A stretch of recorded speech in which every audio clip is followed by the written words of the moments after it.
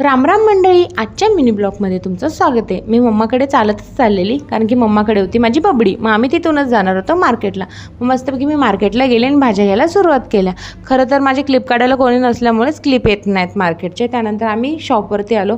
थोडाफार लेट होतो तर मला डायरेक्ट फोन येतात शॉप अजून ओपन नाही झाला, पण खरंच यार ट्रॅफिकमुळे मला थोडासा लेट होतो।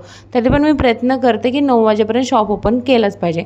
मग मस्तपैकी चाय पिली। हे काका मला विचारत होते तू इथेच राहतेस का। बऱ्याच जणांचा प्रश्न आहे की आम्ही इथेच राहतो का, पण नाही, आम्ही घरी राहतो, इथे नाही राहत।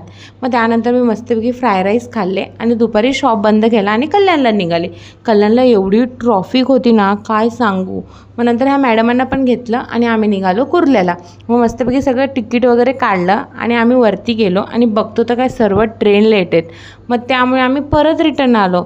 तर तुम्ही ऐका, 90 रुपये कुर्ल्याचे प्लस आम्ही जे बबडीला आमच्या ना पार्किंगमध्ये लावलेले त्याचे 20 रुपये, 110 रुपये वाया घातल्यानंतर आमच्या तोंडाच्या रिॲक्शन बघा, किती हसतोय येड्यासारखं। आणि माझ्या मम्मीने एवढी मोठी छत्री घेतलेली, म्हणजे एवढा पाऊस येणार होता हिच्यामध्ये, ही तर जरा जास्तच हसत होती। त्यानंतर मग मम्माने जे कपडे घेतलेले ना आम्ही ते चेंज करायला गेलेलो। हे बाई ना खरंच यार किती वेळा हिची चॉईस बदलते। आता मला समजते की माझं पण कपड्यांमध्ये एवढं कन्फ्युजन का होतं। मग आम्ही इथूनच ठरवलं मार्केटमधलं सामान भरायचा।